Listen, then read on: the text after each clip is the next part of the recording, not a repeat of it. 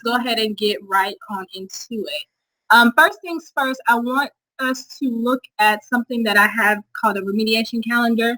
These are standards, skills that I already figured out that my students struggle with.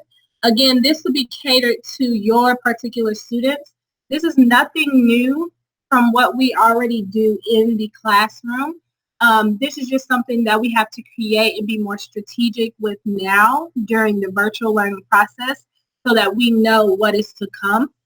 So for instance, if I go down to this week, we see the skill or the standard first. We see the skill and any correlating writing that goes into this. Again, this is my ELA calendar. I also have one for social studies. You can do this for math as well as science or any discipline that you want to use this for. This is just so that I can stay organized, and I'm going to tell you why that's so important moving forward. Now, going into my actual Google Classroom, you will see, well, let's go in as if this is the first time you're going in. You'll see all this stuff is on the screen. My meetings, different assignments. I tell students to go to classwork because this is where the meat and potatoes really is. As you can see on the left-hand side, I have everything delineated into topics. That's extremely important for me to stay organized as well as for students to understand what is to come and what they're actually learning that week. For me, it's easier to put things under a weekly schedule. So for instance, I have virtual week with the dates that it goes through, and I also put the standard up there. This is very important for me because if I put the standard up there, and let's say students struggled with main idea, they can always revisit the information that's under that actual tab. So I do this actually every week. Again, this is nothing, it seems like a lot, but it really isn't. I'm literally correlating my Google Classroom with my calendar. So as long as I have those two matched up, it actually runs very smoothly for me. So again, organization is the key. Now, if we were to go under this week, here's another organizational tool that I use. Just because I have a schedule does not mean my students do not have a schedule. Again, this keeps me on track as well as my students. Again, this is nothing fancy. It literally is just a Google Doc. I put Monday through Friday, and I put the assignments and the due dates on there. Again, this can help you be organized. This helps you assign assignments in the future, as well as you can see what is due, what is assigned. Now, this is going to come in handy because my step 3, which is actually planning my assignments. So initially, I just have these tabs that say the virtual week or whatever I'm going to teach. I actually go into any platform, whether it's iReady, CommonLit, anything that I need that I already use in the classroom, which is really key. Sorry, I had one of my students actually call in. This is key because I know there's a lot of things being thrown at us, but it's very important that we maximize what we already use. So iReady, CommonLit, vocabulary, whatever you already use that during this time. I understand we're getting new material, which is great. But what happens is a lot of times we want to use this new material and we're not familiar with it yet. So you can add something new and be fancy every week. But if we're just trying to get this schedule and a routine down pat, I would definitely use what I already know. So for instance, let's go down to, look at my student schedule and into mine. I know that next week I'm going over themes. So, of course, like normal, I go to scheduling online assignments for iReady. I type in theme. I find what I want to assign. And then I assign it. Now, this is the tip that I really want you all to get that's going to help you during this virtual learning process. Assign it just like normal, right? However, the key is right here, the available date. If you put this date in the future, that means that you can schedule something to be released at a later date. Why is that important? That's important because Even if you don't want to come on Sunday and upload everything, this will automatically release to students. That means it saves you time and it helps you already know what you're going to schedule. So then you will come to your student Google Doc, and let's say I scheduled it for Monday, and you'll just input it on that Monday. Make sure you put what it is and the due date, because of course you set the due date as well. The same thing for Common Lit. Let's say I wanted to assign mother to son. I go to assign the text. I click whichever Google Classroom I want it to be presented in, and here, boom, start date. Again, it does not have to be that week. You can start date in April for all it matters. That way that you can already have assignments that are due to release to students. Now, this also helps when you're in Google Classroom as well. You can actually schedule assignments or documents to be released.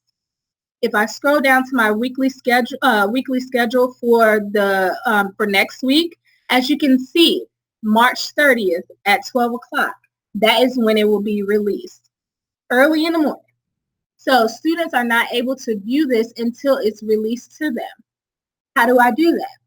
I go to Create, go to Assignments, let's say the assignments test, go to Assign, I hit this arrow down, and I hit Schedule. I don't assign it. I hit Schedule, when it's going to release, and the time. That way, it not only helps you not have to log on every Sunday and make sure all your lessons are posted, it also helps students not to go ahead and do all the work because they want to hurry up and finish. So I even have that for in the week. I have my Common Lit is only scheduled on maybe a Wednesday.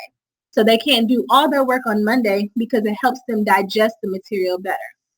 Now, for those who teach science or something like that, you will probably correlate yours more so with my Google Classroom as far as social studies. Here is, it's similar to my ELA. However, I delineated it by the actual topics, not so much as weeks. However, as you can see right here, I still give students a learning schedule. If they're organized, you're organized, and it just helps everything run smoothly. So if I click on here, again, nothing extravagant, it's just literally a Google Doc. Students are aware that there's no due date because, of course, we know for social studies it's hard to assess throughout, but they will have assessment whether it's a vocabulary quiz, whether it's a quizzes, whether it's a Kahoot. That will be assigned to them on a Friday. But they know they should be starting the Cold War this day, reviewing the Cold War. They have a vocabulary assignment for the Cold War on these 2 days, and then we're going to start the Cuban Missile Crisis. So that's also important because here they can go in under, let's say we were talking about the Cold War.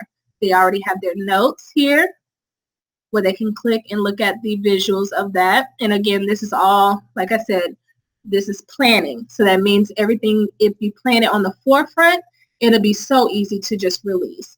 I have the vocabulary and I have my video lectures, which are housed here. Again, social studies is a little bit easier because you can kind of clump a lot under one tab. But again, it's the same concept of making sure that we're organized so that not only students and parents are able to get the work and click on it, we're able to see what we assigned, what is expected of them, and therefore when we do have our online conferences via Zoom or Google Meets, we can discuss the things that were assigned to them that week.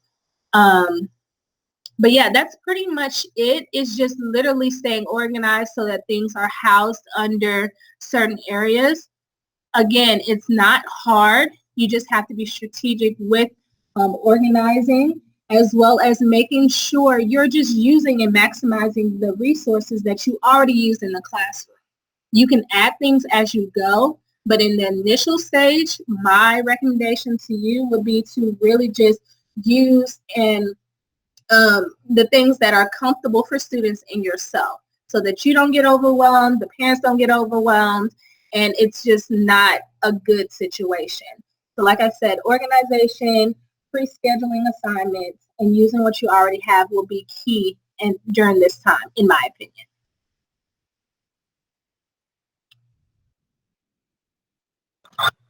All right, we're going to do some questions from Ms. Smith. One question I have, Ms. Smith, is when or how, when do you actually have time to talk to your students? How do you do that? Communicate with your students?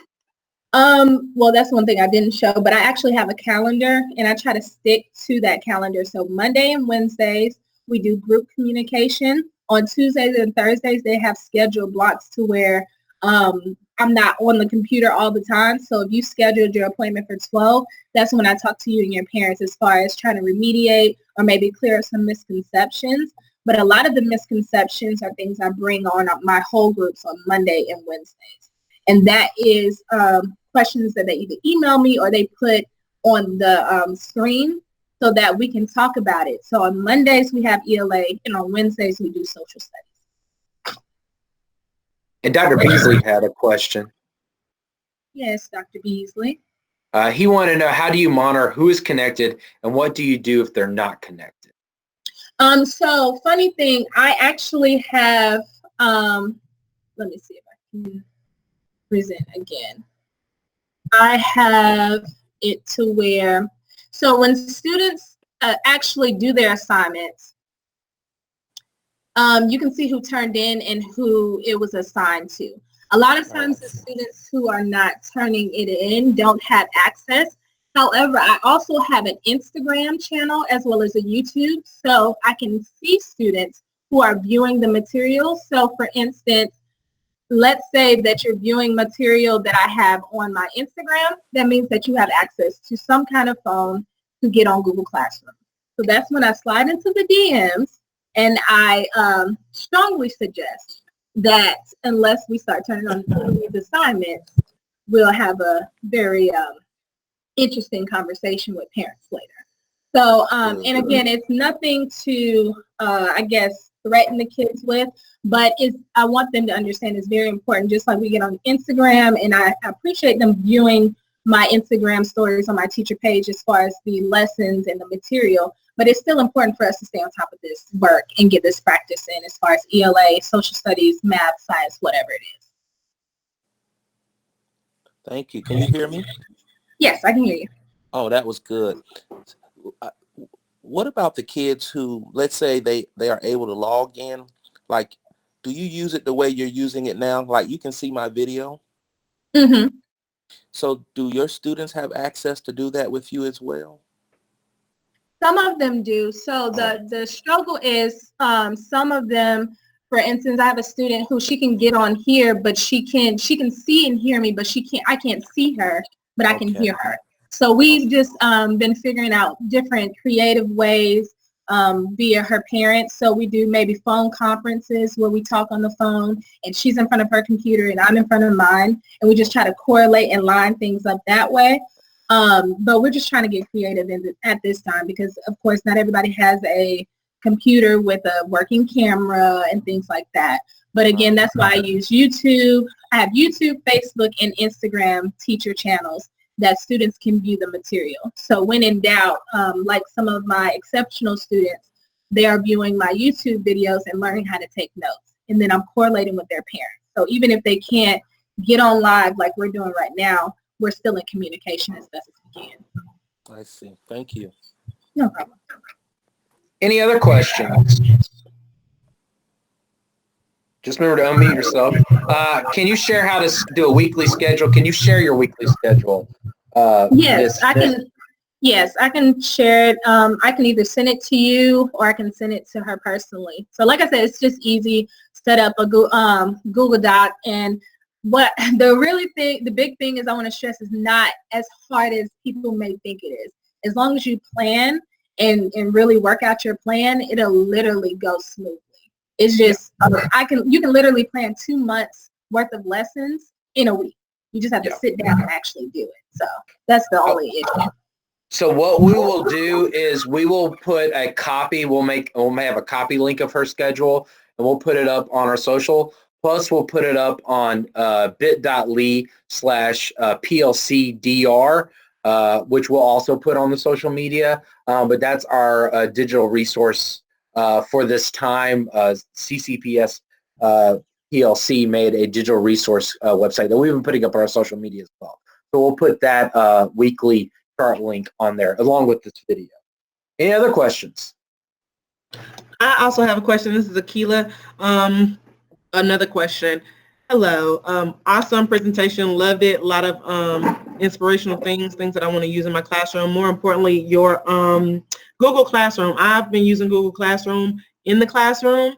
And so I have a lot of things from, when we were in the classroom, but yours looks very clean, as if you created a new Google Classroom for virtual learning. Is that what happened? Or is there a way for me to clear out all of my old stuff so the students know exactly where to go? I'm glad you asked that. So I didn't go with that. So when this whole thing happened, I actually went back and cleared mine out because, but I archived my old one, if that makes sense. And Mr. Hart probably can better walk you through that.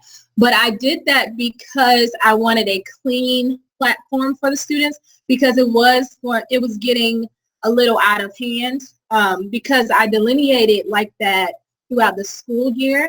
But even during the school year, I make sure I keep it at a maximum of 10 topics so that it doesn't get overcrowded. But yeah, I definitely had to go through, and right now it'll be easier for you to go through and reorganize the one that you have. Otherwise, if you create a new one, you're going to have students have to re-log in and have different codes. It's just a lot going on. So I would recommend you just, at this point, reorganizing, taking the day out and just reorganizing the one you already have. And that way you can better keep it clean cut, straight to the point, so students and parents can access the tabs quicker. And two questions, I guess. One question would be one question we got was, what exactly is Common Lit? And let's say you did not do Common Lit in your classroom, how would you introduce that now during this time? So it's a two-parter for this question.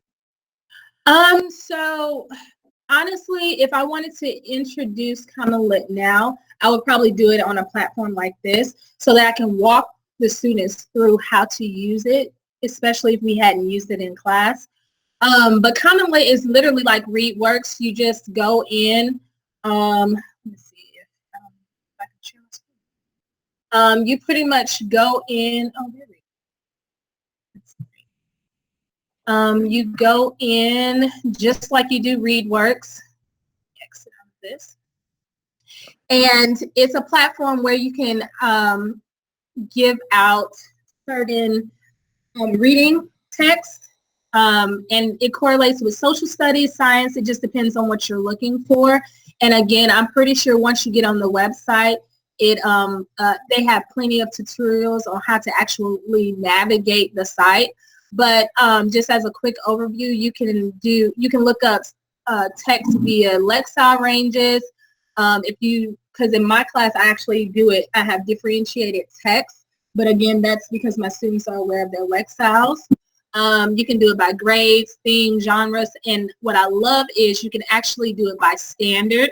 And again, this comes a part of the planning phase. So if you know what standard you're going to do, you can literally click on it and it'll pull up different resources, different texts that correlate with that standard, which is awesome because if you are planning ahead, it's easier for you to figure out what is to come next. So again, when you assign it, students have the guided reading questions, they have the actual assessment questions, and they have an open discussion. And again, that is something that is very important because it gives you all the components of kind of similar to what GMAS would be. So the whole point is I'm making sure I'm still giving students things that correlate with the GMAS, even though they don't have to take it right. Yeah, and if you were to try to send that out to the class, what would you do first as your first? Let's say that your kids didn't know about Common Lit. How would you introduce it right now during this time?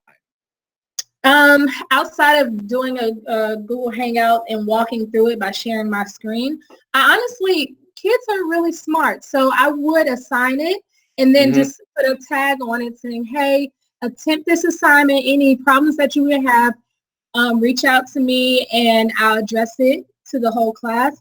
But honestly, kids are really smart and it's an easy site to navigate. So it's really not that tough.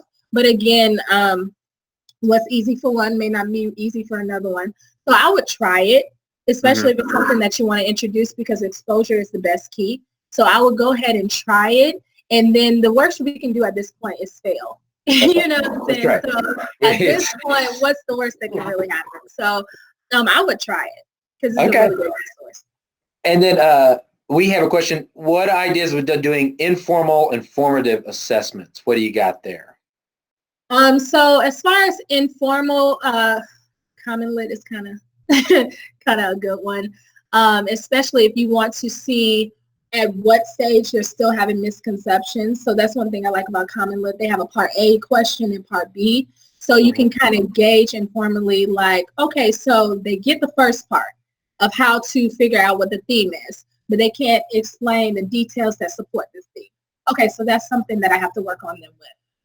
As far as formal, honestly, things like Kahoot, quizzes, you can actually create quizzes in Google Classroom as well that you can get grades for, quote unquote grades for. So those are things that you can assess the students. You can also do discussion posts. We do that a lot where we do discussion posts and they have to support their discussion with evidence and things like that. So literally, it's what you do in your classroom. You're just doing it on an online platform. You just have to figure out different creative ways to do it. But literally, it's what you do in your classroom, just online. So if you use quizzes in class, use it now. If you use Kahoot in class, use it now. It's literally the same thing. Okay. All right. Any other questions?